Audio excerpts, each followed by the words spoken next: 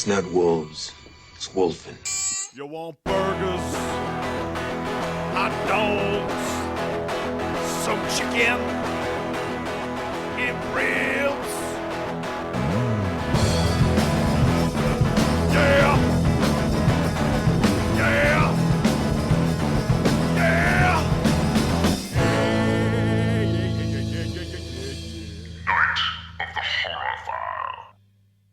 Wolves to the left of me, wolves to the right. Here I am, stuck in the middle of werewolves. This was a bad idea. Not in this movie. You weren't stuck in the middle of werewolves. What? Okay. I talked last episode about how I wanted werewolves to be sexier. Yeah. They're not getting sexy. It's just not a sexy animal. I don't know what's happening here. I tried to tell you. Werewolf sex cult or something. Somebody do a sexy werewolf movie or something, because this is getting bad. This is getting bad. Today's film, and we'll get to it in a minute. This movie isn't a bad movie. Don't get me wrong. I mean, again, I said I picked my favorites, and I did. But I've been watching other really good movies, and I made a mistake. I didn't focus on this movie. I watched a ton of other good movies, which in December, we'll be talking about the movies I've been kind of absorbing again to kind of brush up on them. We'll announce that at some point, but and then I was like, okay, now it's time to sit down and watch Wolfen. I was like, oh no. What have I done? What have I done? Okay, and I don't think it's Wolfen. I think it's Wolfen. Oh, is it Wolfen? Yes. Am I saying Wolfen? Yes, like with the V. Well, I say iron as iron, so let's not talk about my way of saying things too much. Well, I had to correct you before somebody else does. It's true. I'm sure we'll get letters. We don't get letters. I wish we would get more hate letters. There was that one guy calling us fucking where we were pushing our gay agenda. Oh yeah. Yeah, that guy went away. I don't know what happened to him. Probably because I started posting his letters. I think he got mad at me and went away. But hate letters. I need more. I need more hate. We don't have enough hate. And I want like a handwritten one, like addressed to our house. Yeah, we're becoming a beloved podcast, and that is not the direction I really want to go. But anyway, welcome to Night of the Horrorphile, a horror movie and genre film podcast that wants your hate mail. Well, but we're just gonna laugh at you. I know. They're all gonna laugh fun, at you. Man. Hate mail is so fun. Like, I do appreciate the words of the words of encouragement and love. I appreciate that so much. But a little hate in there somewhere. Somebody get to hating us. But anyway. Hate us, please. But we are a podcast that takes a horror movie or genre film and shows it to my beautiful wife, Brittany, who then gives us her input as the person who hasn't seen anything. Well, at this point, you can barely say you haven't seen anything because you've seen quite a bit, but we're still discovering things you haven't seen, including today's feature. Thank God. What did we watch this week? Wolfen. From 1981. And yes, we are continuing our unspectacular werewolf. Unspectacular. It's not. So what do we know about werewolves so far? What have we learned as our first group of werewolf movies? They can result in a curse. From a curse. They come from a curse sometimes. If you're bit, you're going to turn into one. Right. They look like they smell a little bit. I mean, they're dogs. Yeah, like I always think, like, I wonder what they smell like. Is that fucked up of me? Where I'm like, I wonder what they smell like. Because you got to think, that's somebody's like insides technically on the outside, kind of. When they transform into a werewolf. Yeah, they probably smell like wet dog. Probably a little bit of ass mix in there, I'm sure. But anyway. And they can sometimes turn into a wolf on their own, as we learned in The Howling. They can, and dog soldiers did that too. No. They required the full moon, which the full moon, I feel like not enough full moon shots in the past two movies, The Howling and this movie. Yeah. And dog soldiers. This movie has a full moon, even though the full moon really doesn't have anything to do with. I don't think so. The werewolves or wolves. We'll talk about that. Because it is debatable on whether this is a werewolf movie, even though it's included in our werewolf month. I think it's a shapeshifter movie. I think so too. It actually, now it sounds like I'm already beginning to shit on this movie. I do love this movie. This is only the beginning. This is only the beginning. This is only the beginning of the podcast. But I do love this movie. But I like it because it's kind of like, out of the 3 werewolf movies that we got in 1981, it's the most different of the 2. You know what I mean? It's the most out there and fucking weird. And we'll talk about it as we go. But one thing we've had consistently seen in our werewolf movies is when they change, they are a giant horrifying beast, you know? We didn't see that in this movie. That is not in this movie. Yeah.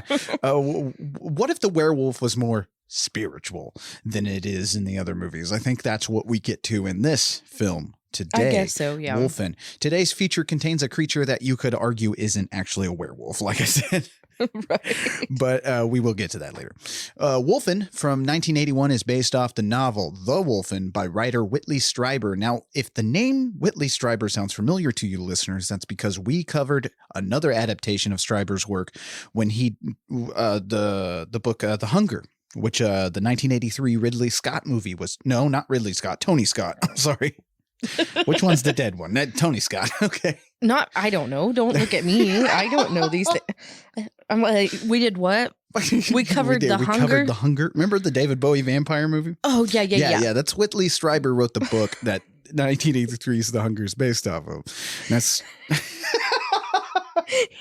You had to tell me that David Bowie was in it for me to know what it was. She's and like, I watched Bowie. I remember that. Yes. You get to see Bowie sucking on nipples in that movie. And a lot more interesting. Hate that. I think a lot more interesting than this one. But anyway. A lot more. So Strieber also is famous for his book Communion, a nonfiction account of his time aboard an alien spacecraft. I thought you were going to say his boredom. I was like, what? You're like, that matches up after what I saw today. Yes.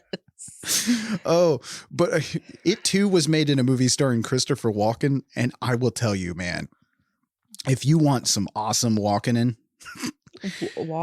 Communion is the movie to go to, man. Okay. There is a scene where he's aboard the spaceship and he's describing how they give him a rectal probe, and Christopher Walken is dancing with aliens at one point, like these little small aliens. He's dancing. I don't know why. That movie is fucking weird. That's weird. But anyway. I kind of like Strieber's works of fiction because what they do, they tend to take, because Strieber believes in this shit. You know, he believes in aliens and stuff like that. He's a big conspiracy theorist too. Really good stuff if you're into that kind of thing. But he takes a more realistic approach to like monsters, like the vampire and the Hunger. You know, that was a more realistic kind of science kind of based monster, I think. Yeah. And the werewolf. Well, not a werewolf, sort of a werewolf. The Wolfen. Yeah, the Wolfen. I like that. But the Wolfen in today's feature, it's kind of a more, well, it's not really realistic, but kind of. You know what I mean? It's a lot more. If you believe in swapping souls, I guess it's more realistic.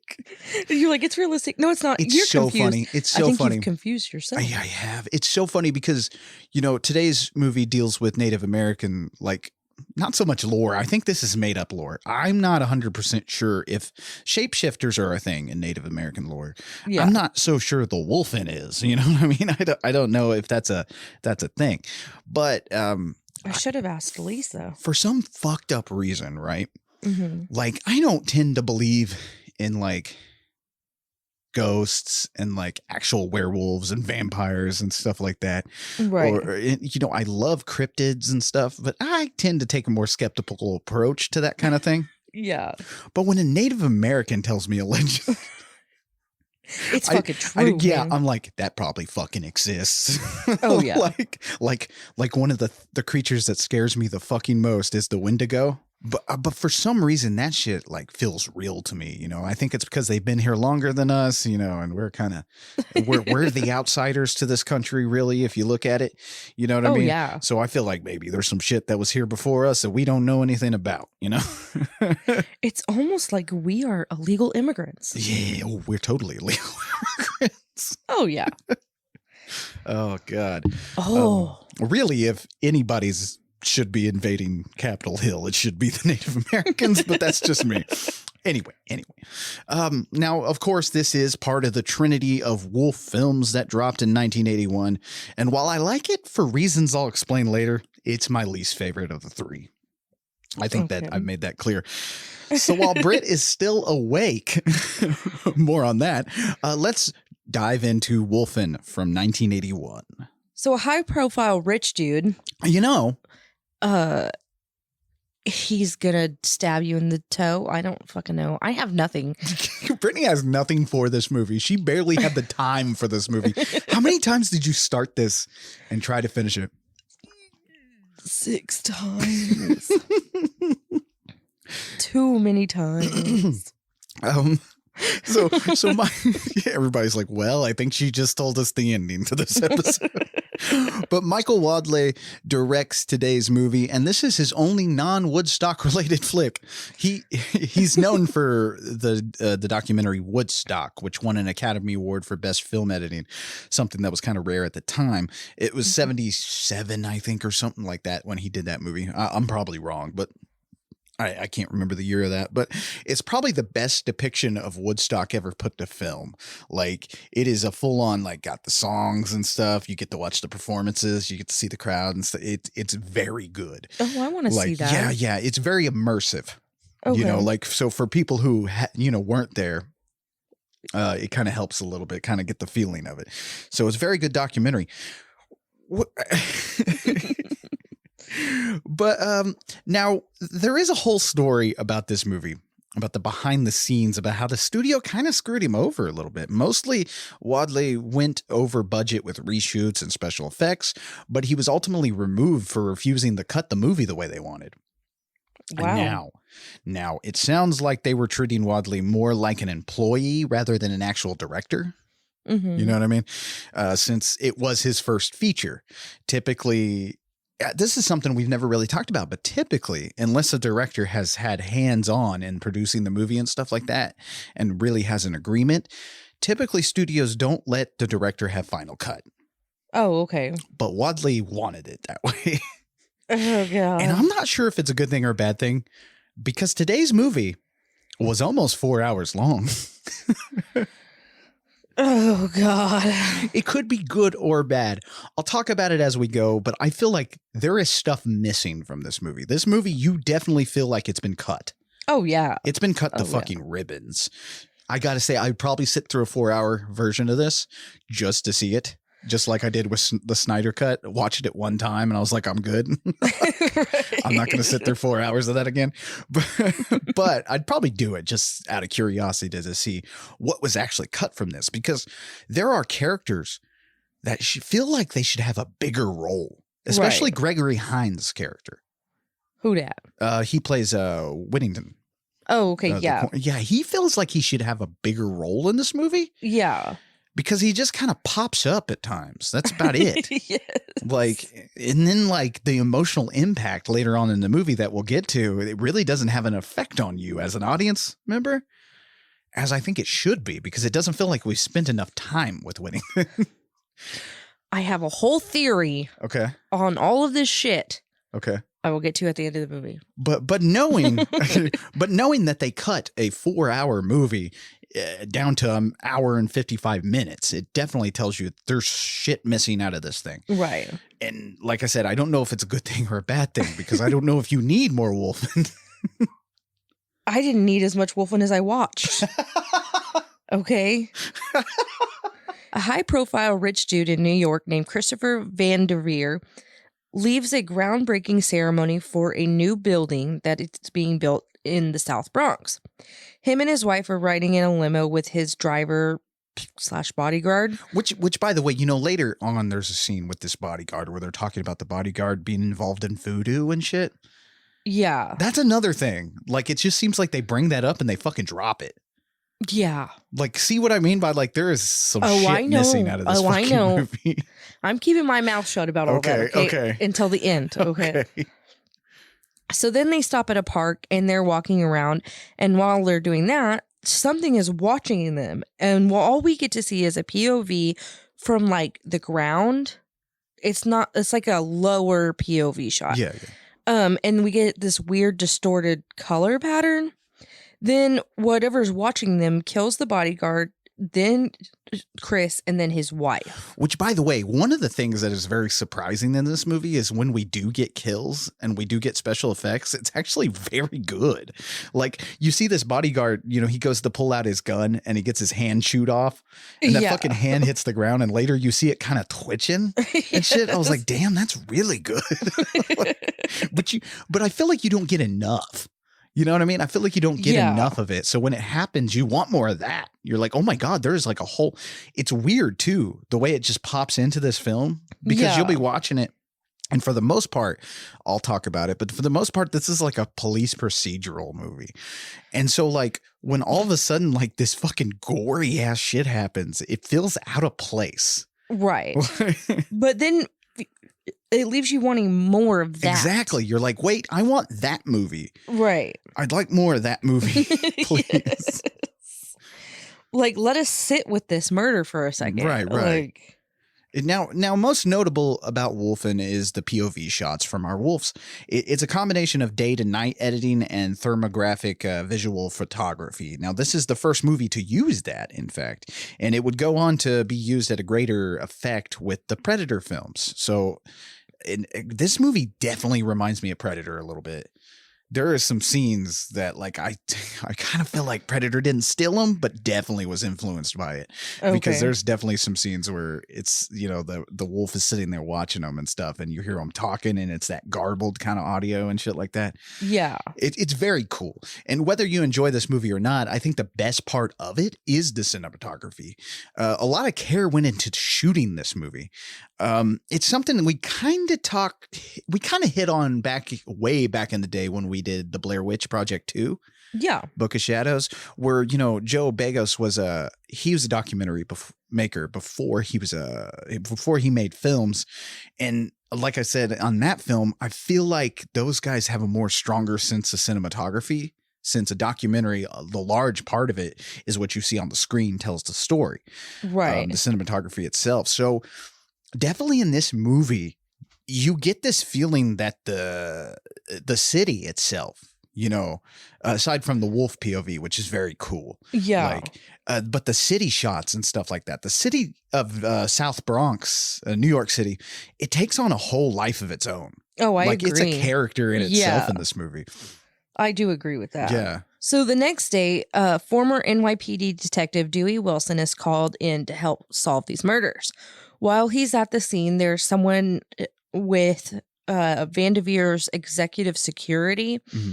He says that he thinks the murders were done by this terrorist group. Yeah. But then they find that the bodyguard's hand, or they find his hand, and he has a voodoo ring. So Wilson is thinking that this might be a voodoo thing. Then he gets a lot of pressure from the mayor and the commissioner to solve this. Dewey's a cool character. I actually really like this character. But again, it feels like we're not getting a lot of him. Right, and he's the main character. Yeah, it just there's an off-putting feeling about this movie when you watch it. But I like Dewey as a character. He's a really good, like, kind of tough as nails cop with like this fucked up past that they kind of talk about a little bit. You know what I mean? They talk about him having this fucked up past, so he's like real mysterious, even though he's our main character, which is really different. But Dewey Wilson is played by Albert Finney, and I love Finney. Mostly known by casual filmgoers for his movies. He played parts in Aaron Brockovich and Big Fish. He plays Ewan McGregor's dad in that movie.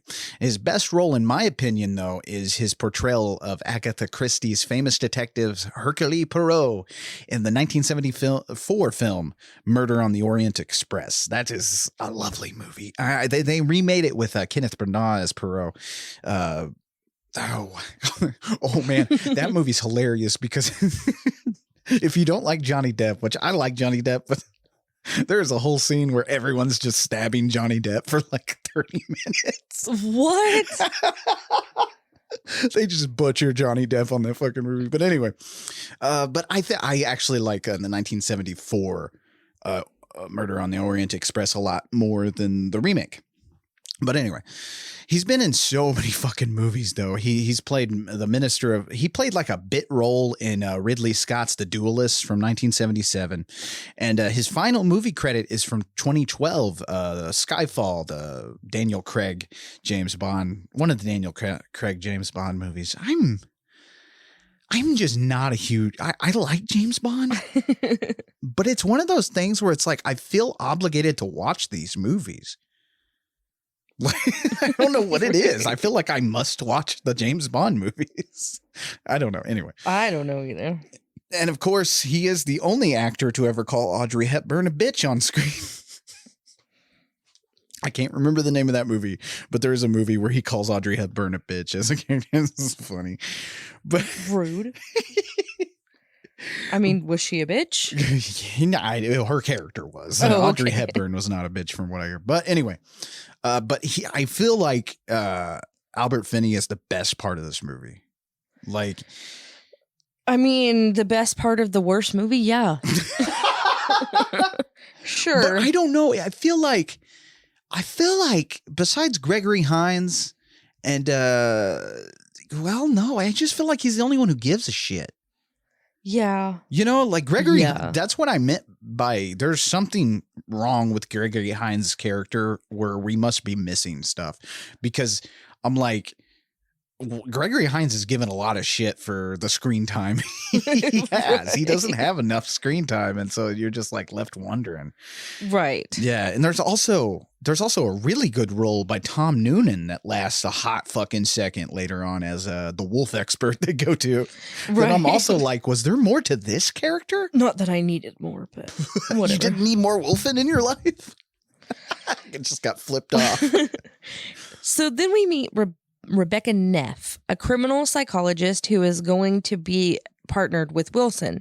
She's a little skeptical about it. She heard that he retired due to mental issues, but really he just had personal issues and a drinking problem.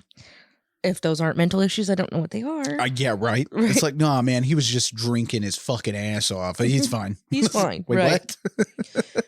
So they're assigned to go talk to Vanderveer's niece, who is tied to an international terrorist group. I'll say, we haven't mentioned it, but it seems like in almost every scene, Albert Finney is like eating something.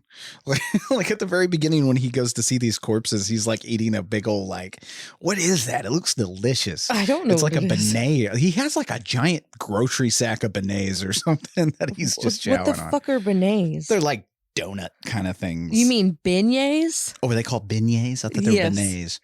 No wonder people look at me fucking weird when I order something. I'll take some of them bennets. It's a beignet. As fancy as I try to be, the Oklahoma comes right out of me. Yeah. I was like, what the fuck are you talking?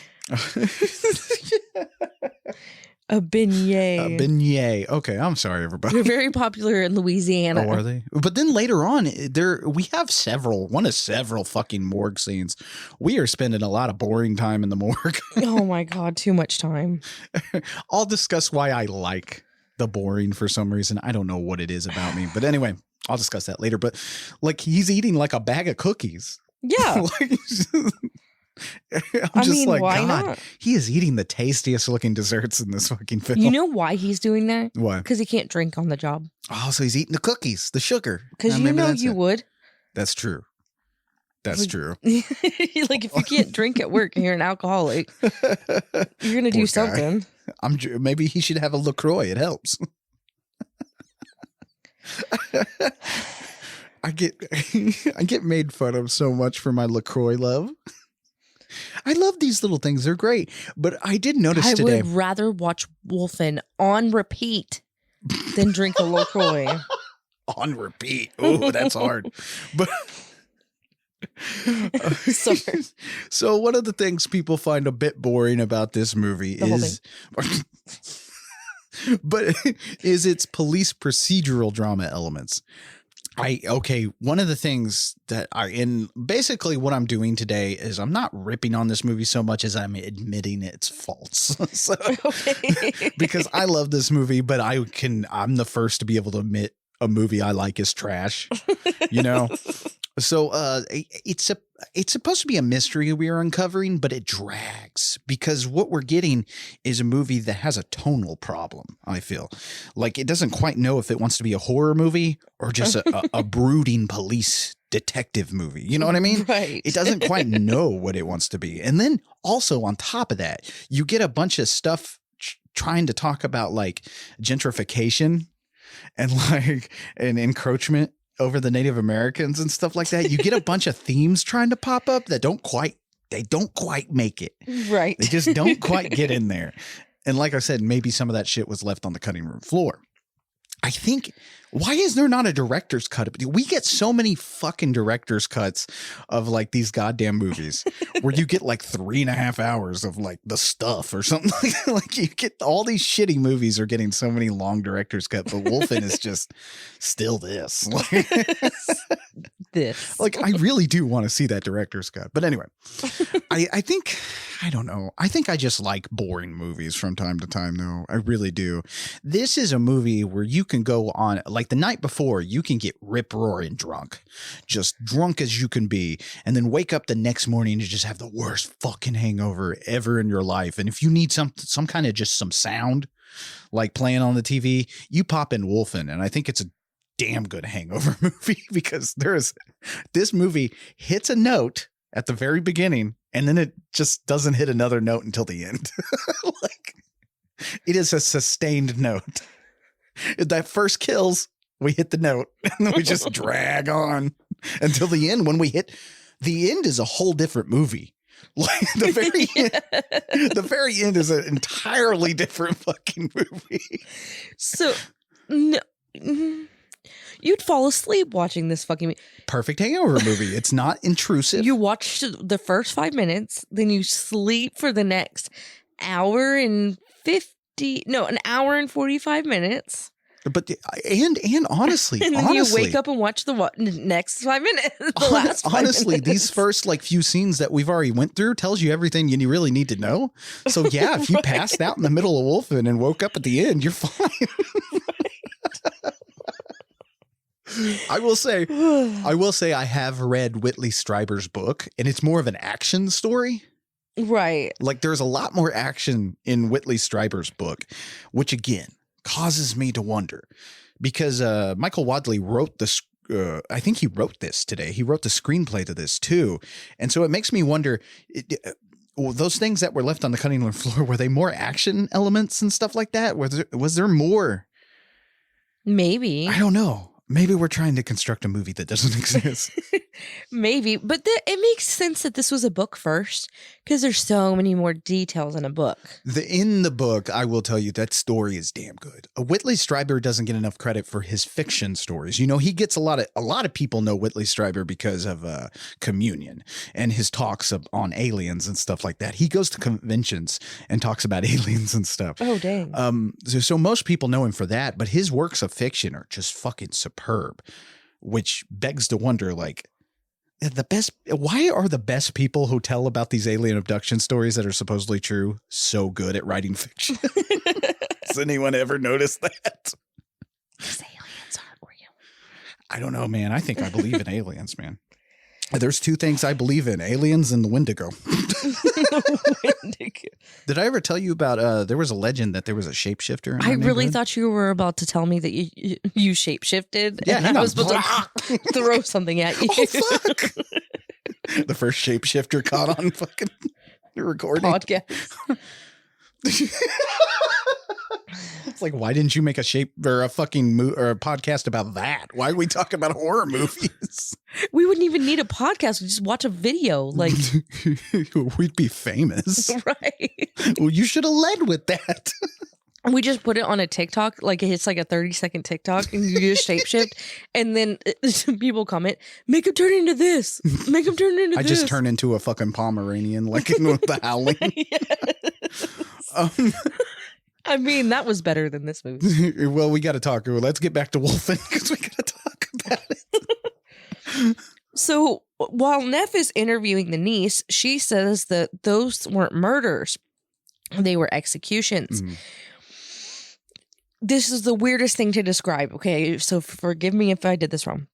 In another room, are like some computer geek guys that have infrared in this interview room, and they can tell if she's lying or not by the heat. I'm assuming. I will tell you. I don't know if this is true. I'm pretty sure this is fiction. Right. Because like what it is they have this room wired up with sound recorders and like infrared technology to judge her body heat and shit. And for some reason that tells them when she's lying. Yeah. Like, and I'm like, wait, what? Yeah, I don't think that's how that works. No, I don't think that fucking exists because even Dewey says, they should put these in Congress. It's like, yeah, because we had those. It's true. But what they determined is that she was not lying about the murders, that she actually didn't know about them at all. Yeah, basically, this terrorist organization, this is where they find out this terrorist organization has nothing to do with it. Sort of. I don't know. Like I said, there's plot points that are coming up and being dropped. Right. And here's the thing. I always talk about how I have a love-hate relationship with Roger Ebert. I love him because I think he was the best film critic to ever live. But at the same time, he liked this movie over The Howling. But I will tell you, when you read his review, he liked it for the same reasons I do. I think just Roger Ebert loved a boring movie. Yeah. Yeah, see. Anyway. I don't trust that dude. Anyway. But yeah, this room nonsense, this sci-fi shit just gets dropped on us for a second, and then it leaves the movie. We don't ever touch on anything more science fiction like this ever again. Or the niece, or the terrorist. Yeah, what the fuck? I'm so fucking confused. Yeah, I mean, I think the terrorists get mentioned a little bit later and a little earlier. There is a whole scene that we didn't even include here, where they're in a planning room talking about this terrorist organization for like 10 minutes, which it results to nothing. Right. Which that's what I say. Like, I'm pretty sure. Like, I think this movie had a lot more police procedural in it. Now that I think about it, yeah, I think we had a lot more time with Dewey being a detective, which sounds great. I would have loved more Albert Finney. Would have absolutely loved that.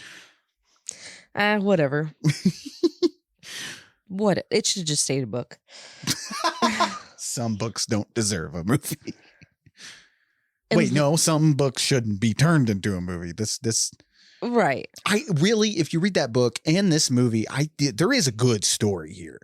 Like, I like this movie. Like I said, I'm going to keep repeating that because it sounds like I'm tearing it apart, but there's a good story here, and there's a good story in the book. So, hey, let's make a remake of this. Can we do that? Like, we're remaking all this fucking shit. Like you're getting like a million different remakes. We could definitely remake this movie. Yeah, why not remake Wolfen?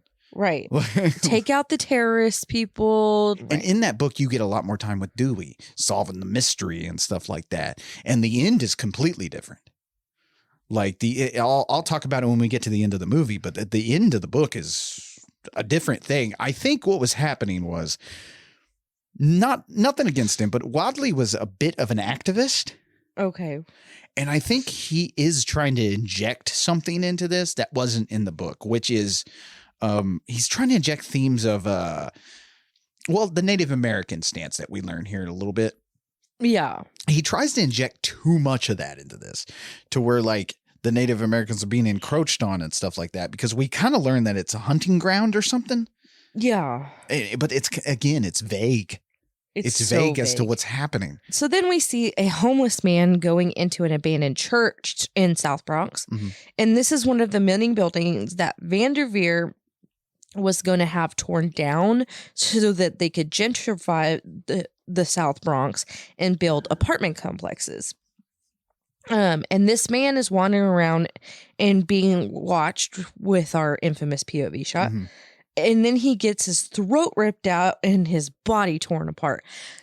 This was cool because you don't see anything except his throat just being like dropped on the ground. It's fucking cool, man. Yeah. Like, it's gory. Again. Whoa. Right. Like, it doesn't feel like this movie needed that. but it's there, which is kind of nice. So the home for the wolves here was shot in the South Bronx, as you said. And literally, like, this whole movie was shot there. And the rubble and dilapidation you see isn't an effect or a set made for the film. This is what the South Bronx literally looked like. Oh. Like I said, that's what makes this movie so good to me is the cinematography really captures what that looked like back then. Right. It's still not 100% back, you know what I mean? Yeah. But in 1981, the fucking Bronx was a fucking disaster. You know, I think 97% of it was fucking burned down between 1970 and 1980 by like arson.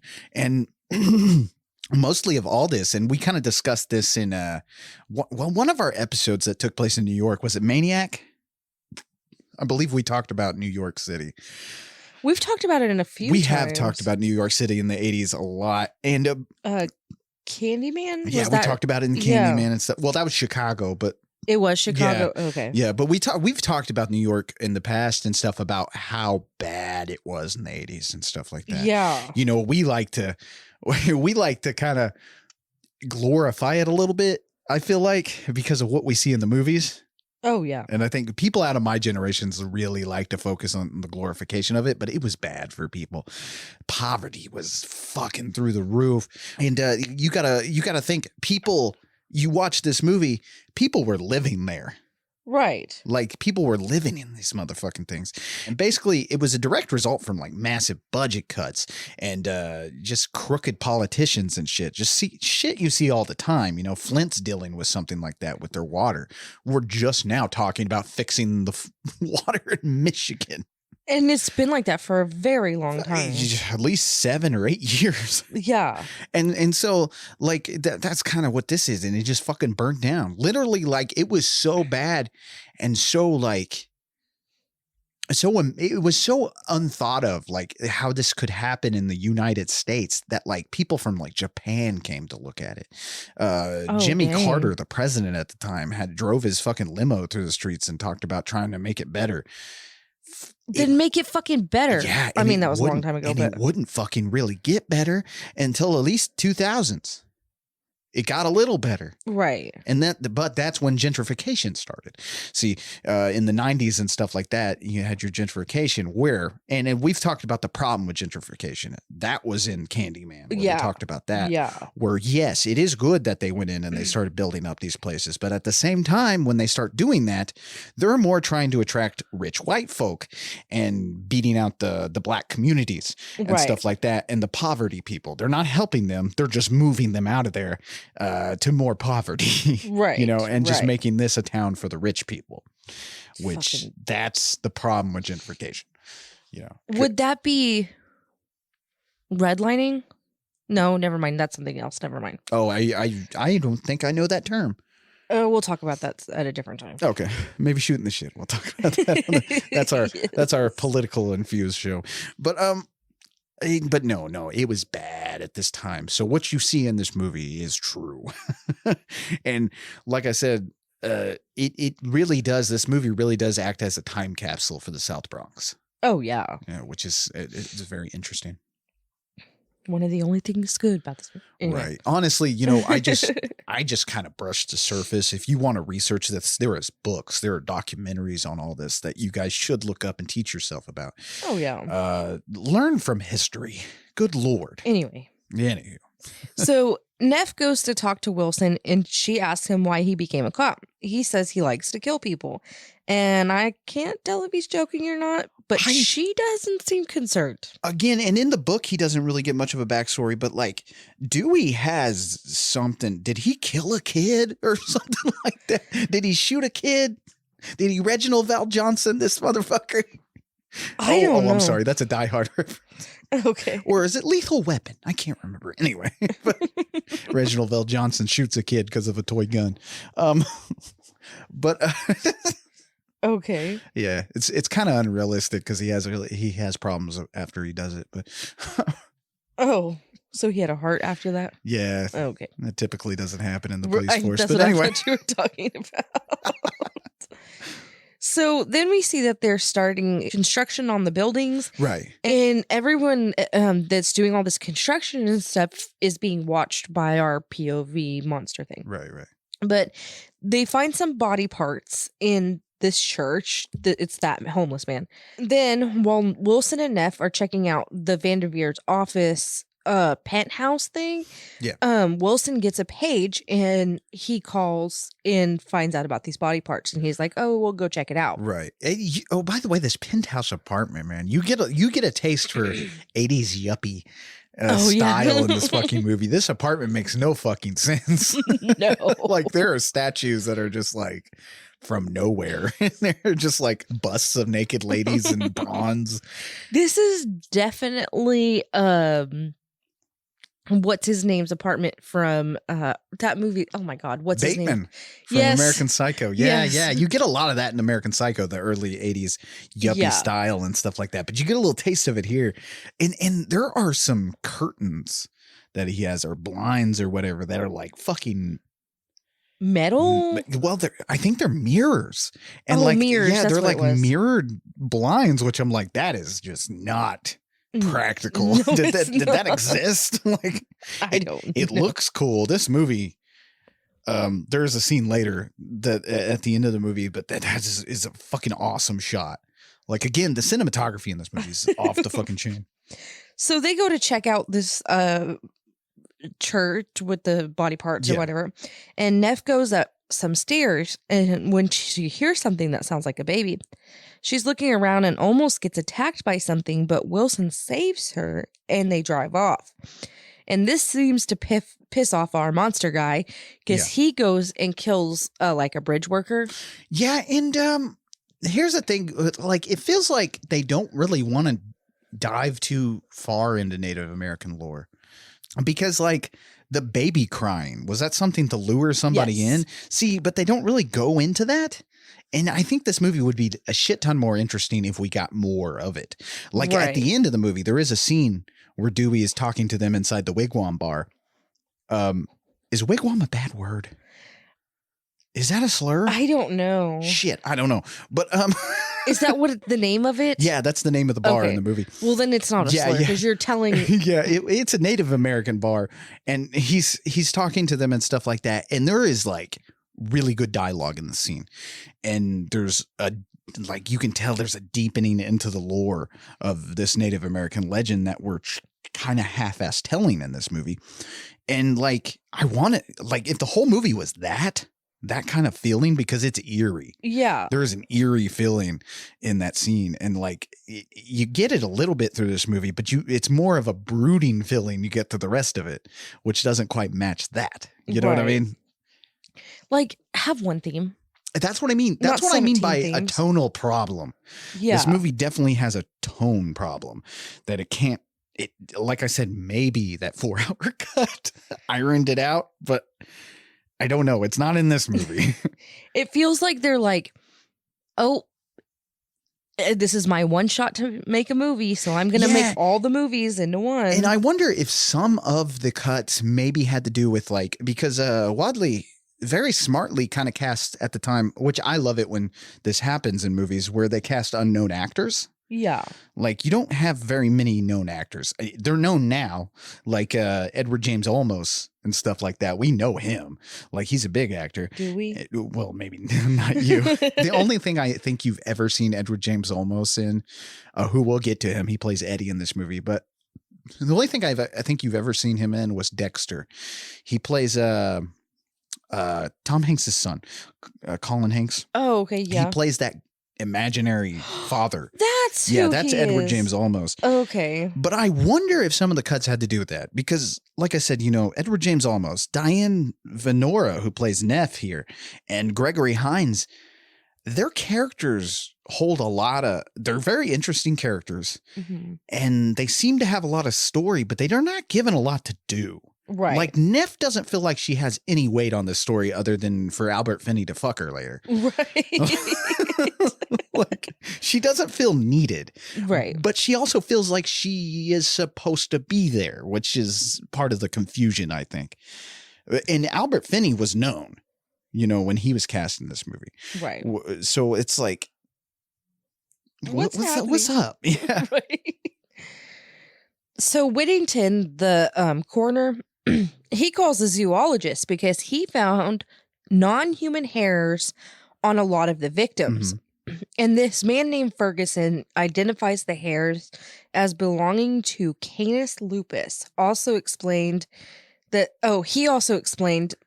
there are 40 existing subspecies in these of wolves. Yeah. I guess these particular hairs don't belong to any of them.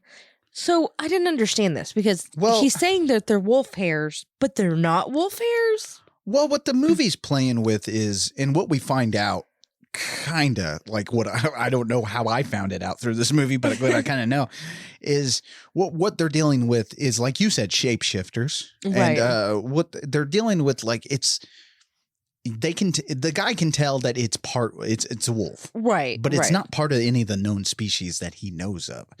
So, and it kind of explains why he goes all Captain Ahab here in a little bit, where he goes looking for this thing because he's so interested in wolves. You know what I mean? So it makes sense why his character would go on this journey. It's very vague. Yeah. What he's doing, because we'll get to it, but so there's that. So it's not a known species of hair. And so it's kind of telling you that what you kind of already know, though, right? That these things are part human, right? But then again, the way I took it, the way I read this, and tell me if you got a different reading. The way I read this is it's Native Americans swapping souls with wolves. It's not technically shapeshifters. I don't know where you got the swapping souls part. I don't know. Why did I read it like that? Maybe it's that weird. Know. Maybe it's that story that he tells at the end, Eddie, who we haven't got to Eddie yet, but Edward James Olmos' character. I don't know, you guys. It's muddy. It's very muddy. Ferguson says that these not these wolves, but wolves don't attack people. Okay, that's not true. Anyway, like, really? Well, I guess not in the South Bronx. I guess. That's true. That's true. So Ferguson compares these wolves, not these wolves, wolves in general. I'm sorry, to Native Americans. And this gives Wilson an idea to look into the Native American aspect of this situation. Yeah, which I kind of like that. It kind of goes hand in hand together. And what they're getting at is wolves and Native Americans are so closely related because, before we got here, before Anglo-Americans got here, Caucasian Americans got to the States and stuff like that, there was like 200 million something wolves, right? Yeah. Now it's down to about 200 types of wolves in the world and stuff. And Native Americans are the same way. We see Native Americans kind of going extinct, for lack of a better word. Their language is getting, like the Navajo language is almost non-existent at this point this point in our history. Back then it was already going out the door and stuff like that. So I like the aspect of wolves and Native Americans being in the movie and stuff like that, and the movie centering on that. I just wish we got more of it. Right. I wish it was the central focus point from the beginning. Yeah, because it's so interesting. Right. Because here's the thing about this movie. Like I said, I love this movie for everything it is. But here's the thing about this movie that would be more interesting is if we dropped we dropped how it's trying to be a hard-boiled detective movie and picked up more of this like dreamy quality of like Native American lore mixed with like wolves and like this earth kind of quality of it, because like that would have made such an interesting movie. Yeah. I think that's why when this movie came out, no one was quite sure what the fuck to do with it. Like no one was like, it's a bad movie or it's a terrible movie. People were just like, I don't know. Like I'm confused. Yeah, because imagine being like you. Yeah. Brittany is the typical audience member going into a movie. She's not me, who I'm sitting there trying to read between the lines and making up my own shit. Like, she's the typical audience member. So going into this, you're like, there's a movie here. Right. I'm not getting it. Right. Because when you go to see a movie, you shouldn't be making up you should not be filling in the lines. It's the same thing I say, and I love his movies, but it's the same thing I say about Zack Snyder. Yeah. He does that in his movies where you have to fill in the thing. And like, don't do that. That's not what I'm Don't here do that. for. That's not in this movie. Like people will defend to the death that Batman v Superman movie. I like it. I'm right there with you thinking it's great. But for a general audience member going into that movie sucks ass because it requires you to fill in the lines with comic book knowledge and shit from other issues and stuff. It's like, don't do that to general audience. No. Man. Don't make a general audience movie, which is Batman and shit. Sorry to say, everybody. It really is. And turn it into some kind of cryptic fucking movie. Don't do that. I mean, with a movie like Wolfen, that's fine, I guess. I mean, yeah, because it's not a known property. Right, you know, we're but not like working with IPs or anything right, like that. but like with fucking Batman, don't do that shit. Yeah. I'm here to watch Batman kick ass. Like, yeah. And I mean, and I'm not even saying this is the fault of anybody, you know what I mean, of this movie or who had their hands in this movie. Mm-hmm. Maybe the studios. I think the studios should have had a little bit more faith in their director. Maybe. Oh, maybe. But yeah. I also understand not putting out a 4-hour movie back in 1981. Nobody's going to watch that. Yes. So I get that. You see, that's why I mean, like, it's nobody's fault. Right. I don't think it's anyone's fault. But that's another thing where I'm like, actually, I want to see this big ass cut of this movie because maybe there's more of what I want in it. Maybe there's more of what I think would make this a superior movie. Right. So Whittington, though, who does not get enough. Does not get enough of a character in this movie, is played by the late Gregory Hines. I feel like no one mentions or talks about Hines much these days, but he was probably the most celebrated tap dancers of all time. Oh. And he had his acting debut in Mel Brooks' History of the World Part 1. I remember the first thing I ever saw Gregory Hines in was an episode of Sesame Street. He was in a few episodes of that and stuff like that. And he was a big important on the Black community of actors and stuff like that. He was very important. Like, I think there was one movie he did where he talked about that on an interview one time where he was like, because they were like, did the sex scenes bother you? He was like, no, I like the sex scenes in this movie. He was like, because typically the Black characters don't get that. Oh, that's awesome. So he was a very important figure in the Black community and stuff like that. So, but nobody really talks about him anymore, which is kind of weird. I don't know who he is. I don't know. I'm sorry. That just response was great. I don't fucking know, man. I don't fucking know. I know you want a response from me. You want this back and forth conversation, but I don't know shit. I don't know. Oh, shit. Oh, shit. Cool. He seemed like a cool dude in this movie. I mean, yeah, and again, and maybe it is because he's so cool. He's a good like match to Dewey. You know what I mean? Dewey's this straight serious guy, and then you have Gregory Hines, Whittington, who's like this real cool, laid back kind of dude. Yeah, it seems like there's a buddy cop movie wanting to fucking happen here that we're not getting. That's another thing. It's like I want more Whittington and Dewey. Like we don't get it. Right. Like we need more of that because they have a wonderful chemistry together, which Albert Finney insisted that him and Gregory Hines get to know each other and hang out behind the scenes and stuff like that. And they actually became friends. So I think that's why when you watch this movie, it feels good. Like whenever they're in a scene together, it's like, okay, now the movie's starting. It feels better than when he's with fucking Rebecca Neff. Yeah, Neff. Yeah, because she's not a character. No. She's barely a character. We get told she has all these accreditations. She's a criminal psychologist. And what does she do? Interview the fucking terrorist lady? That's about the extent of what we get. Yeah. And she's just kind of dropped and she's just kind of a fucking prop for Albert Finney. Like, and then he fucks her later, which there is no chemistry between those two. No, and so it's a really that weird happen? Yeah, it's a really weird scene. It's just like, I'm a male and you're a female. Let's do it. We should do it. Oh, it's so But weird. when Gregory Hines and Albert Finney are sharing a scene, it really does feel like the movie's going now. Yeah. It's like, all right. Here we now go. we're here. Now we got a buddy cop movie with werewolves. That sounds fun. And that doesn't last very long. No. No, it does not last very long. Which again, maybe there's more.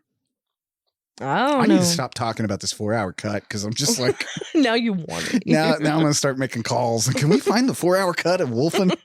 Of what? What the fuck is that? Who are you? How'd you get this number? The FBI is at the door. What are you asking for? I'm trying to find Wolfen. Stop looking. I'm going to make a fucking movie about a guy trying to find the 4-hour cut of Wolfen and discovering like some kind of weird conspiracy. That's where the terrorist conspiracy comes in. Oh my gosh. Anyway. Anywho. So Wilson goes to find a man named Eddie Holt. He's a native man. He's a native man that Wilson had arrested a few years back for killing a conservative Native American. Yeah. I don't know what that means. I don't want to say what Dewey calls them. I don't know if that's a slur.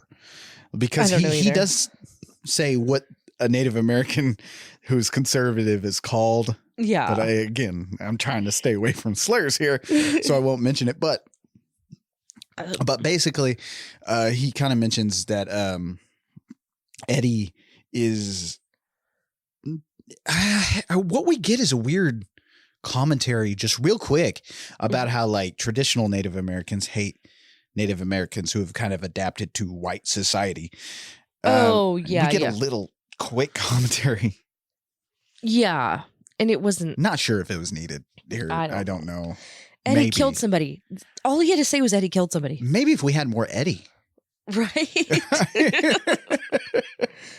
So Eddie is working on this big fucking bridge, and Wilson has to walk across it to get to him. There is on this bridge scenes, man. I don't know if you could get away with this today because they are really filming on this bridge. But I'm pretty sure what they're on is the Brooklyn Bridge. But I don't think you could get away with filming this today because they're literally up there. Yeah. Like, no. I don't even think there's stuntmen in the scene. And Eddie's just walking around. Yeah, like, all crazy. Well, Wilson asks Eddie if he is staying out of trouble, and Eddie goes into this dialogue about how he is a shapeshifter. And even though Wilson feels like Eddie killed those people, he doesn't have a lot to go off of, so he just leaves. But later that night, he follows Eddie around. And Eddie ends up getting naked, running around on all fours, acting like a rabid fucking dog, like drinking the water. Yeah. Like, ew. Don't do that. You don't know what's in that. Like, that's gross. Anyway. It's water in this Bronx. And he's like howling like a wolf. And Eddie tells him that it's all in the head. Because basically when he's talking to him about being a shapeshifter, he's like, you just have to think about it and you can be it. Which again, like, feels like there's something dropped here because like we don't actually see these guys turn into wolves. No. You know what I mean? Which what I mentioned earlier about swapping souls and stuff. Mm-hmm. Or something like, because like it feels like this scene especially kind of makes me think like these aren't actual shapeshifters. Yeah. I don't know. Again, there's something that has been dropped here because this scene does not really make sense. It doesn't. And because do we see Eddie get naked? Like Wilson's just watching him and then all of a sudden he's naked. Yeah. Again, there's something that got cut. Yeah. What didn't get cut is we get to see Edward James Olmos' dong in this fucking movie. Yeah. We get dong in a wolf movie. Of course, Edward James Olmos from Stand and Deliver. Selena, which you keep trying to get me to watch. I have not seen it. Yeah, that's right. He is. He plays the dad. That's what I was saying. He's had a ton of roles. He's a really good actor. He's in, what's that show I don't watch, but everybody tells me I should. Battlestar Galactica. He's in that. He's in Blade Runner, which I have seen. I love Blade Runner. Stand and Deliver is probably his best movie, I think. That's where he's the teacher. Finger Man. 2 + 2 is 4. Like that movie. You never seen that? No. Lou Diamond Phillips. It's a good movie, man. We got to see it in school. But no, he does a good job in this movie too. Like he's doing a great job. He's acting his ass off. But again, Eddie doesn't have enough time. we don't get enough time with the group of Native Americans that are in this movie. That are like this main central focal point. We don't get enough time with them. What do we get? We get that bar scene. We get a few scenes like with Eddie like this. And then we get a bunch of brooding scenes of them on the bridge. But that's it. Right. Like, I bet you Edward James Olmos probably only has about like 4 or 5 minutes of screen time. Yeah, not very much at all. Yeah. We need more. I mean, he could put his dick away, though. You didn't enjoy the dong? Oh, it's that 80s hairy dong, too, man. It's more bush than dong. It wasn't like I got to see it. Like, yeah, I wasn't didn't really get to see it. I wasn't pausing and putting it in slow motion so How I could much see dong it. is too dong? Because boobs are easier because they're just there. Yeah. But dong is kind of weird. If like what you can't hold a shot on a dong too long because then it becomes comedy. Can you stop calling it a dong and call it like a dick or a penis or something? Nobody calls it a dong. No one calls it dong? No. Dong's Except for funnier. you. Dong's a funnier word. Dick's not that funny. Dick. Anyway. So then we see Ferguson, the zoologist, gathering more information about wolves, and he's being watched by the killer POV shot or whatever. Again, I like these POV shots, but there is a few scenes in this movie where like, how is he right there? Right. And then, okay, he calls the police and says there's a fire. And then he gives them a fake name. And then he goes out to Central Park to check things out. There's no fire. He doesn't send the police to Central Park. He just goes to send. What the fuck? There's a What totally is cut happening? scene. Because like at first you're like, oh, he called them so the sirens would alert the wolf. And you're like, wait a second. I mean, I didn't think that. I was like, why is he calling? There's no fire. What? I'm confused. I don't know. But he goes to check things out and he ends up getting killed. Yeah, and Ferguson is played by Tom Noonan, and I swear this is a waste of Tom Noonan. Like Tom Noonan's awesome. He was this was actually his 5th film role. Wow, that is really hard to say. But man, he's a good actor. He's kind of underrated, character actor. But most listeners will know him from Manhunter from 1986, where he played Francis Dollarhide. Great fucking movie, man. He is scary in that movie. He's scarier than Hannibal Lecter in that movie. Oh shit. And the Monster Squad, where he played Frankenstein's monster. Oh, also, he's the fucking axe dude from Last Action Hero, the Arnold Schwarzenegger movie. Yeah. Anyway, just saying, Tom Noonan's great. I don't think. But he's dead now, so like, not the actor. Tom Noonan's very much alive. Oh, I think I'm friends with him on Facebook of all places, which is really weird. But that's funny. It's funny when I went through my friends, I was like, I'm friends with celebrities. Right. That's weird. How did that happen? Was I drunk? Yep. Were they drunk? Why did they add me?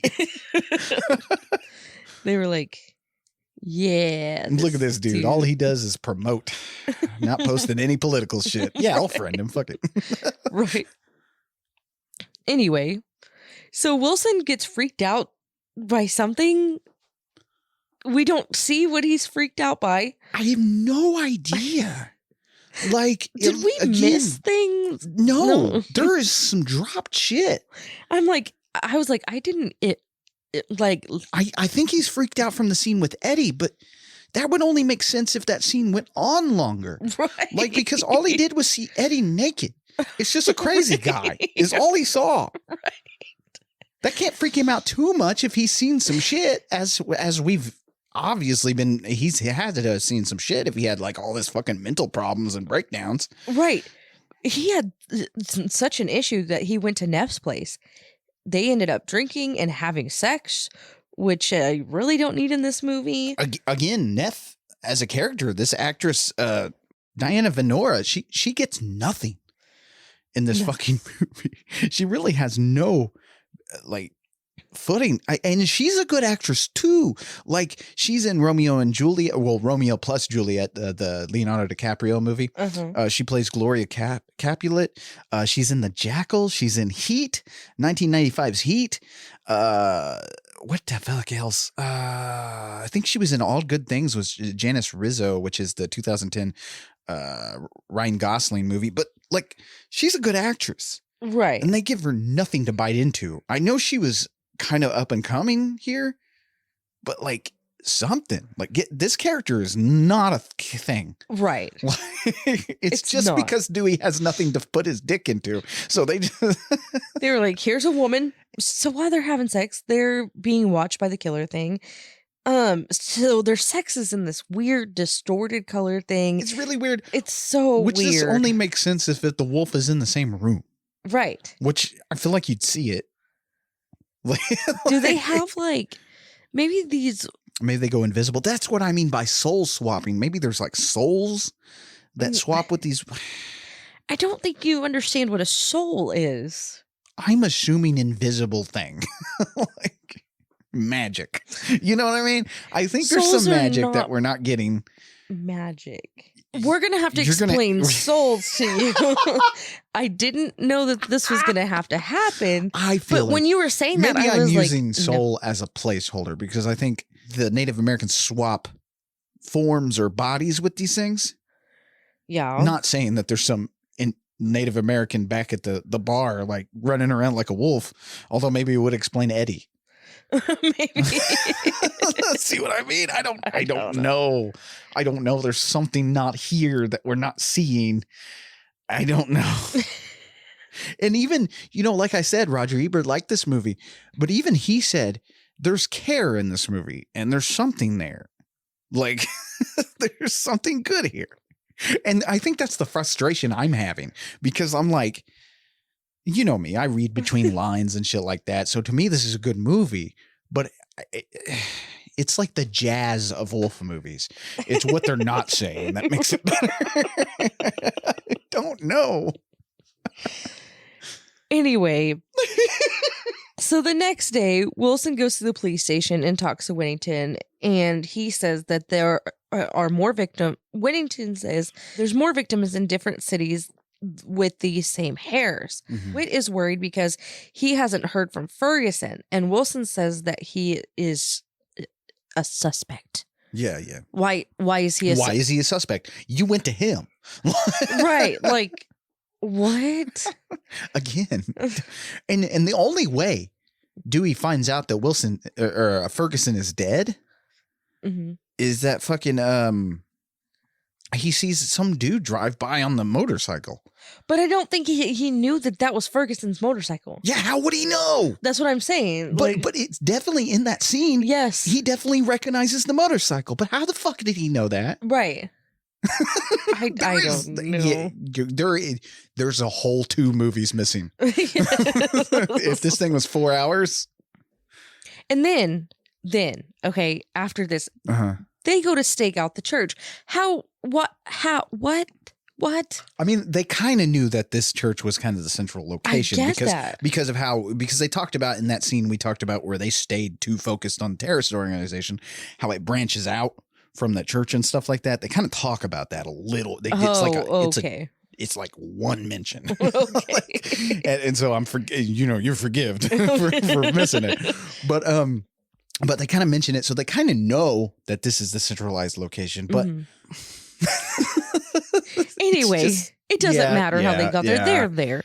They are staking out the church, and they're looking for their killer or whatever. And again, Whittington and Dewey, they definitely have good chemistry. They're definitely a pair that you want to see more of in this movie. Right. But we don't get any like scenes that feel like they should have happened. Right. Like, I feel like there was a whole car trip to this fucking thing.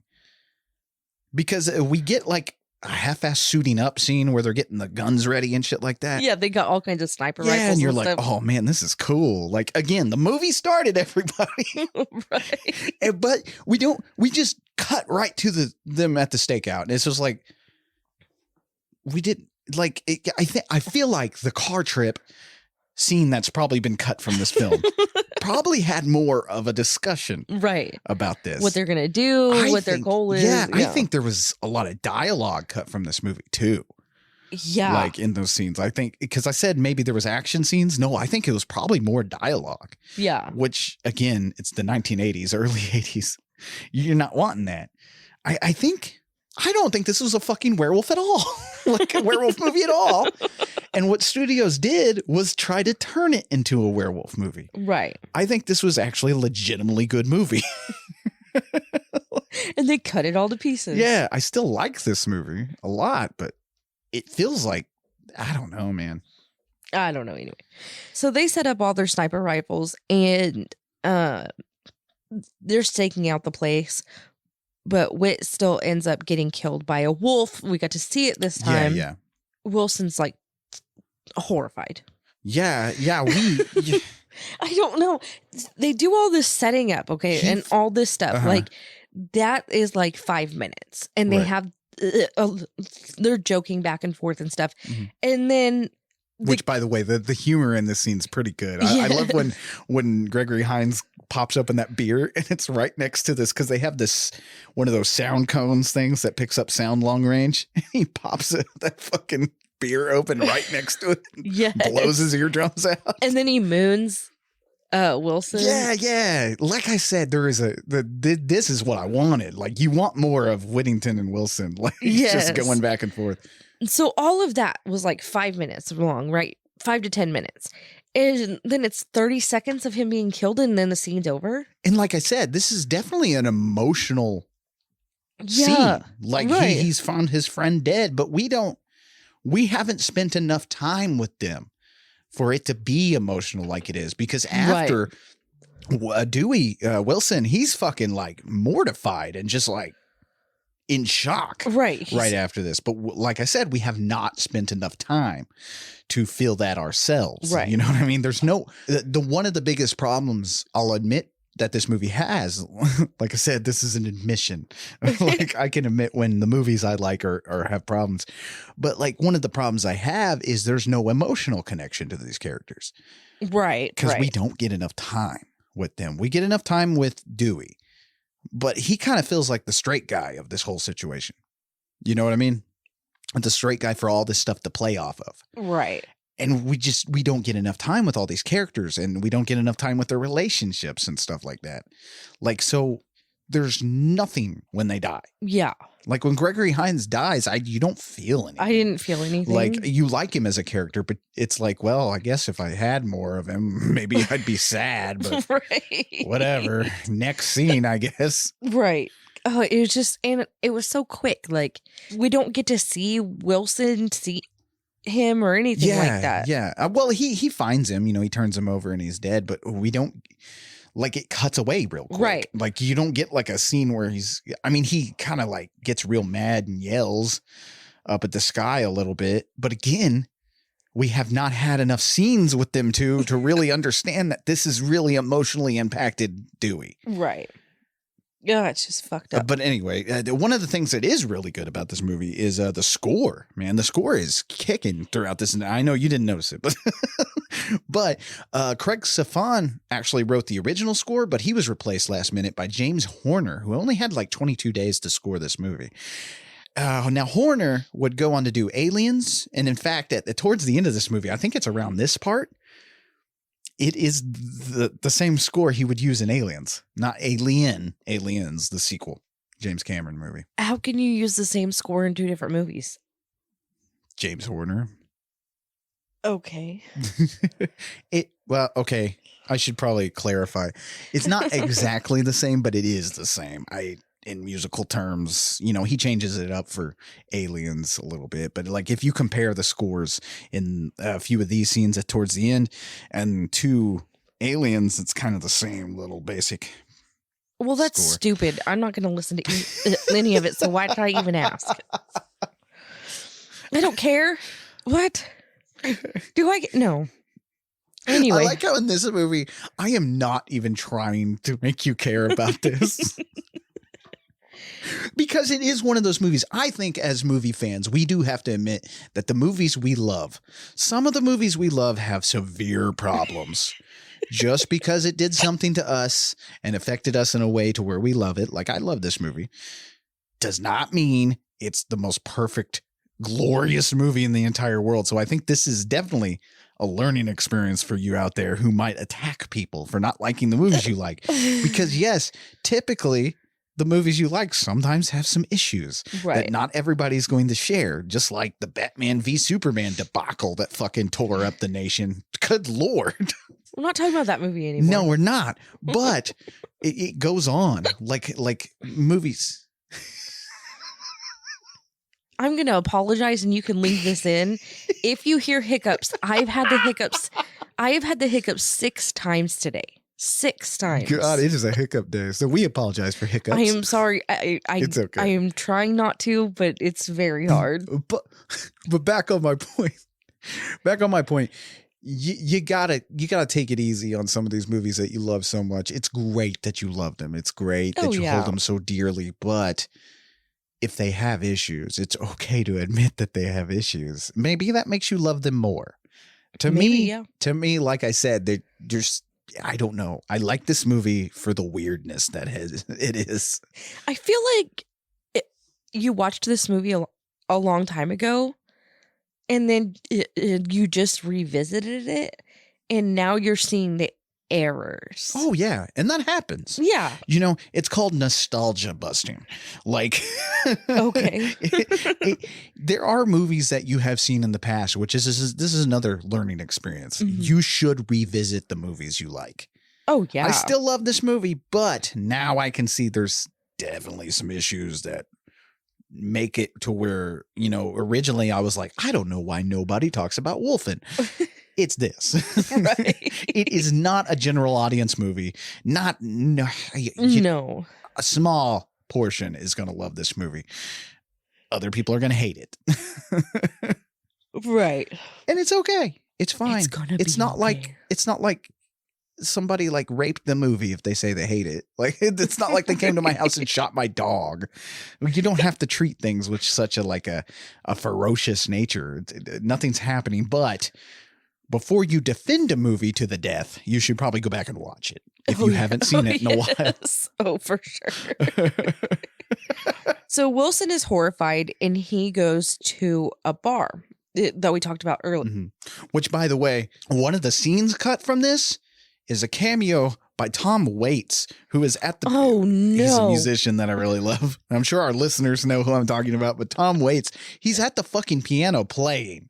So they cut a scene of Tom Waits being Tom Waits in this movie, which it would have busted it up another star for me. Oh, my God. Anyway, well, Eddie is there with his friends, and Eddie tells Wilson that this isn't wolves. It's something called Wolfen. They say that these things are like gods and humans are the scavengers. They say that everything is their hunting ground because they are older and wiser. Because they were here before humans. Mm-hmm. Eddie says that Wilson cannot kill them because he doesn't have the eyes of the hunter. He has the eyes of the dead. Which again, like this delivery and this scene here where, because the bar is like really dimly lit and shit like that. And Wilson is the only like outsider here. Right. So he's kind of in danger, but not. It's very creepy and unnerving and stuff, and the way these guys are delivering the story to him, it's a very effective scene, right? You know, oh, there's so many ways that this could have gone to make it better. And and it's all there in the movie. Right. You see the different ways. Like, we could have had a good buddy comedy, or, well, not comedy, but we could have had a good buddy relationship between Whittington and Dewey. We could have had more of this creepy, unnerving Native American lore, and like more about the Wolfen, more to do with that. Like, not just because I think when they cut this, they kind of made it a slasher. It looks like, because those scenes at the beginning and stuff like that, it feels like they're trying to make it into a slasher, the studio that cut it, because that's what happened. They took Wadleigh off the movie. Right. Like, and they cut it. Yeah, they didn't cut it right. No, because it does feel like it's trying to be a slasher, a 1981 slasher, when it is definitely not that. No. Because like I said, the things that you want to see more of are in the movie, but there's just not enough. Right. You know, you see parts that could extend out and make this a more rich experience. Neff and her boss, which is also Wilson's boss. Mm-hmm. I don't know. This guy, whatever. He's throughout the whole movie, and he is played by Dick O'Neill. Warren is this guy's name. And Dick O'Neill does a good job in this movie, too. Like, I don't have any complaints about the acting in this. I do have a complaint that Warren gets more screen time than Gregory Hines. Oh, but nothing he says is important. No. Nothing. No, he brings at all. nothing to this. I think No. he's by the end of it, he's just another body. Well, Neff and Warren go to talk to Wilson, and they bring him a wolf skin and say that this is his killer. By the way, they're in Vanderveer's penthouse. How did he get there? Why is he there? Why is he there? Yeah. Right. Again. Did he was just like, here's the keys? I don't know. Yeah. But I guess Vanderveer's dead, so maybe the police have access to it. I know, but so I why would are have they liked there? to see that. Right. But why are they there? Yeah. I don't Why know. did they know he was there? Right. How would they know? And where did this wolf skin come from? I get what they're trying to say here is they probably found this wolf skin and they're like, people are putting it on and murdering people with it. But where did they it come find from? this? Right. Yeah. So as they're leaving, they're met with a Wolfen pack. The boss, Warren, sorry, he gets decapitated when he tries to get away. Which more of that cool ass gore and stuff. Yeah. That maybe was in more of the movie, but like, again, feels way out. Like I said, once we hit this scene at the end, this feels like a completely different movie because now we're action packed. We got tension. We got a lot of shit happening that it was not present in this movie until this time. Right. So he gets decapitated when he tries to get away. Mm-hmm. Wilson ends up blowing up the car. Anytime a movie has a blow up car scene, you know they spend a lot of money on that shit. Especially in the 80s, man. They got their fucking money's worth because they show you like 4 different shots of this car exploding. Neff and Wilson, they run to the Vanderveer penthouse. They run back there, and they're cornered again. Well, Wilson smashes the model of the apartment complex to show that their hunting ground is not threatened anymore. He's like, which I kind of get it. I kind of get what it is, but I think there's more to this.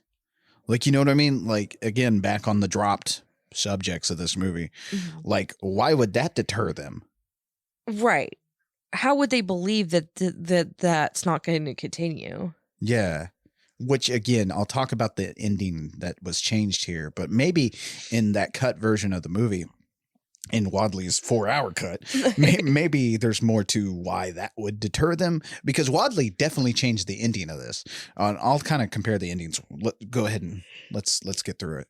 Well, the Wolfens seem to agree because they just disappear. Mm-hmm. They just disappear. Okay. Now they did use real wolves in this movie. I think that's good to note. And these things, I believe they were red wolves that they used. I don't think they do this anymore in movies and stuff like that. I don't think they use actual wolves. No. Because of the danger. You know, these things are wild animals and stuff, and they're barely tamed. In fact, during the shooting in this movie, they had sharpshooters outside the shots and stuff, just in case these things fucking Yeah, that's a fucking little struck. too much. That's too much.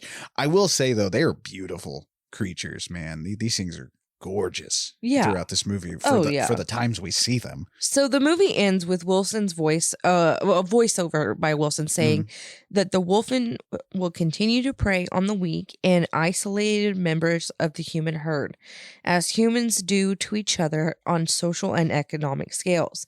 The Wolfen will continue to be invisible to humanity because of their nature, not that of spirits, but superior predators who were higher on the food chain than men. That's where you're getting souls. That is where I'm getting souls. Spirit. Okay, I just fucking hit me. So the ending of this is a little different in the book. Like the book kind of shows like towards the end, like the wolves gathering their numbers again. Okay, yeah. Like because it ends on the wolf pack howling, and then you hear other packs start howling around the city. Oh, okay. Yeah, so it lets you know that there's more of these and stuff. And it's kind of a bleak outlook, and it kind of ends on the same note to where like these things aren't going to be able to be killed, and that they're coming to take back their land. You know, they're coming to take back their hunting grounds. The problem with this ending here to me is it's just kind of vague. Like I said, he just smashes the model, and then we just see them on the bridge. Right. And it's just, what? It just ends. Like this movie really doesn't, it just ends. Like it has nothing to it. There's no bite. It's not holding your hand at all. Maybe if we had seen more and were given more, maybe this would be a more spooky ending, maybe more impactful and stuff like that, and maybe carry more of a message. But this movie is half-assed trying to say something in its version it is now. You know what I mean? It's you could tell there's a message here, but it's muddy as fuck. Yeah. Wolfen didn't take audiences by storm, surprisingly. Really? It did not do as well as the other two Wolf-related movies did in 1981. In fact, when it premiered, it pretty much failed, only making about $10 million against its $7 million budget. It's odd. It had a 7 million. Never mind. 17 million. 4 hours was the original cut. Imagine what was in that. 17 million this movie cost to make in 1981 money. God. 1981 money. Damn. 17 million. Yeah. Yeah. This was a fucking bomb. Yeah. I'll talk about it. I think they really should have put more faith in their fucking director. Maybe not a 4 fucking hour cut. Maybe they should have had more hands-on in what he was doing, because it sounds to me like they kind of just let him loose and didn't explain things to him. Oh, yeah. Because Wadleigh said that like all of a sudden when he was done shooting the movie, then they come to him and start saying he went over budget. You know, you've gone over budget. You spent too much on shoots. You spent too much on film. You spent too much on special effects and stuff like that. And he's just sitting there like, I made a 4-hour movie. Like he sends that cut in, and when he sends it in, they took him off. You know, so the cut of this movie as it is not Wadleigh's original vision. And I feel like the studio should have had more faith and should have had more hands-on with him, because like I said, he was a first-time director. He was making a epic. And you could tell because the threads are in this movie. The threads are there. Right. Like to where Wolfen may have been something insanely epic. And I would like to see that 4-hour cuts, because that might be an impactful movie. But we will never know, because I don't know where to get that 4-hour cut. But it's odd. I like this movie no matter how much shit I've given it today. In fact, it's a favorite of mine. In the werewolf genre. Right. But again, no one knew what the fuck to do with this one. Right. You know, yeah, it's kind of a werewolf movie, but as Roger Ebert said in his review, it's really not. Right. It's about the relationship between wolves and Native American spirits. Like that's basically what they're kind of getting at, but it's not 100% there. You know, there's like threads that come up and then are dropped and shit like that. So there is a fucking amazing movie here, but it's not present. Right. And while it's a creepy movie, it's also not scary enough to be a dead-on horror movie, nor is it engaging enough to be a good police crime drama. It's nothing and everything all at once. Yeah, it kind of just exists in its own little fucking world. This movie is the Jennifer Love Hewitt of movies. You don't know exactly if you like it or hate it. We'll get to how you feel, but not my. It's just in general. It has nothing to do with me liking it. Because a lot of people who have watched this movie and who I've talked to, they're like, yeah, it was good. But it wasn't. Because that's the thing. And not a lot of people dig this. So in the end, I think I like it because it's just so fucking weird. Right. Like it is a dreamy feeling movie. Like we've talked about that to where it's been done on purpose, where they've made a movie real dream-like and stuff like that. David Lynch does that constantly. He makes movies that feel like a nightmare. But this one, I don't think it really set off to be a dreamy kind of quality.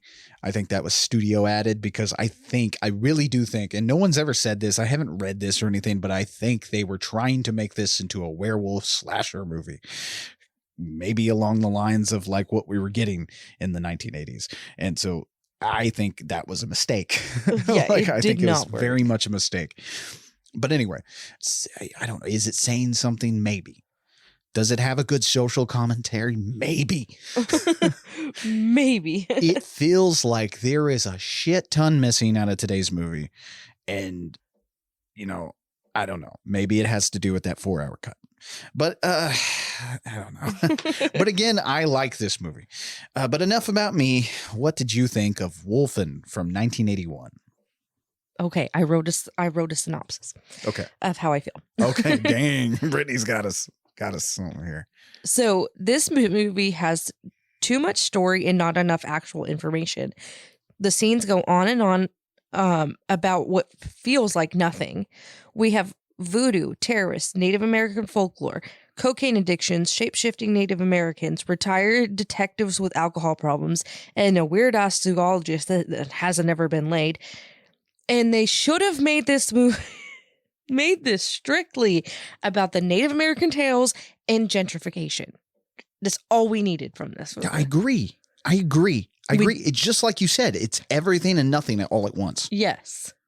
We didn't need the voodoo. We didn't need the terrorists. The only reason I added the cocaine addictions is because like every synopsis I read about this, they mention that. Well, but it's pointless. Well, it is another thread that is brought up and dropped about like drug addiction taking over the city. Right. Like it's another thread that just gets dropped. And just like that homeless drug addict that we see earlier in the movie. I mean, it's just kind of there. Right. If they would have taken the scene with Eddie and the Native Americans at the bar and they put that near the beginning of the movie, like, okay, so say Whittington finds we can have the murder in the beginning. Like that's a good opener. That brings the gentrification in, right? Yeah. Because you got the Vanderveers. They get murdered. This is my ideal movie of this, okay? They get murdered. They find the hairs on the bodies.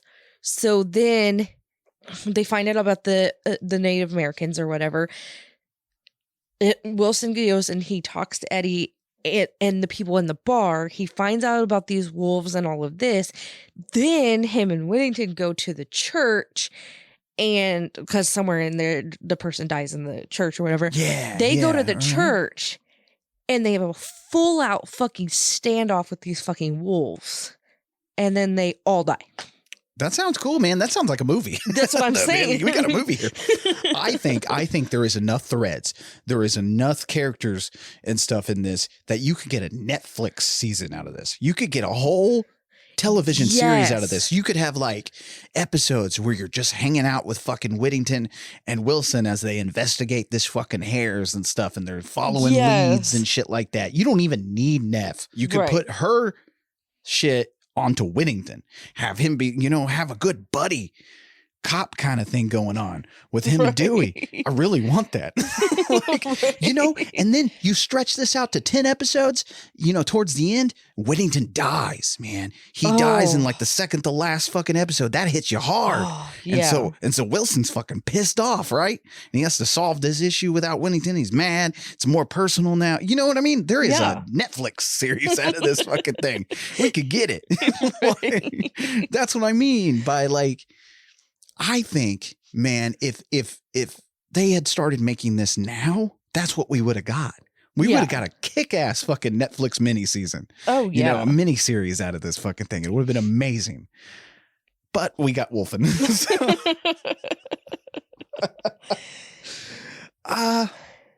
This is a frustratingly good movie. I don't really have much else. Like you said, you made an excellent point. It is a movie I hadn't seen in a while. Right. It is a movie I came back and visited, and I'm like, wow, this is flawed. This has some issues. Because it is a movie I watched several times when I was younger. Right. mostly, you know, what you do get out of this when you ignore the problems and stuff like that, what you do get is a cool, brooding movie. Like, it does have an eerie atmosphere to it, you know. Right. You're forgiven if you do not enjoy Wolfen. And honestly, this it's not streaming anywhere. Nowhere. Yeah, it's kind of hard to find. Yes.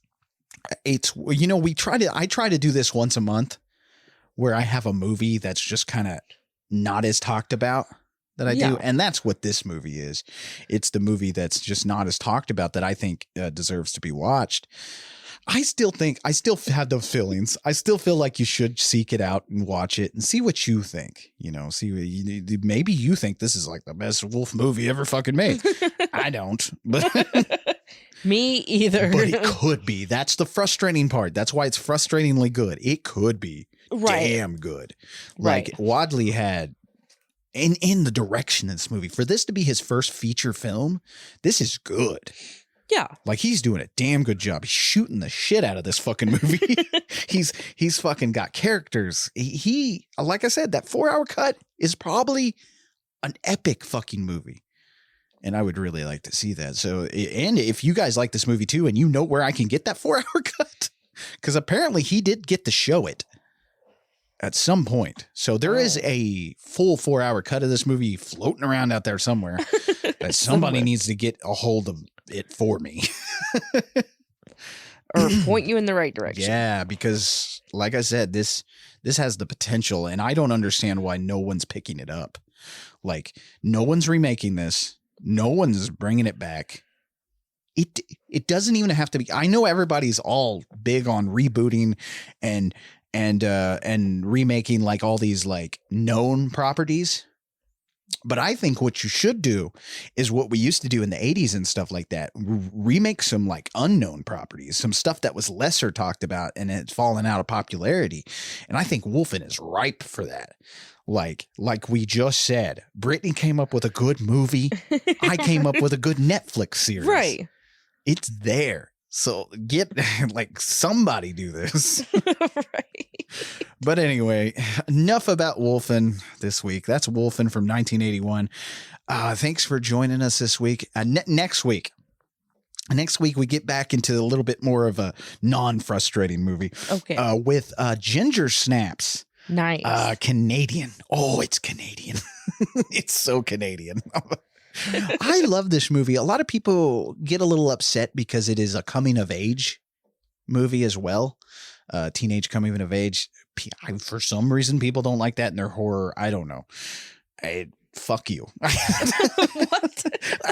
People who don't like a movie for what it is fine. But people who make up shit to have a problem with a movie because there's girls in it, because I guarantee you, that's what they're talking about when they're like, I don't need any of this, because it deals with periods and stuff like that. I don't need any of this in my werewolf movie. It's like, fuck you, dude.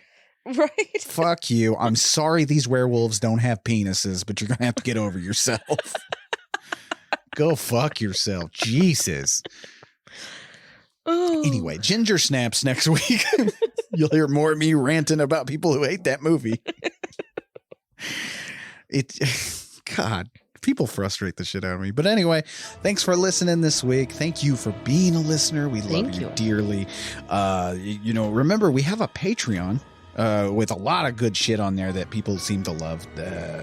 Shooting the Shit is on there, which is our show about nothing. We talk about over there. You know, you might have noticed that we've dropped kind of talk about politics on the show as much.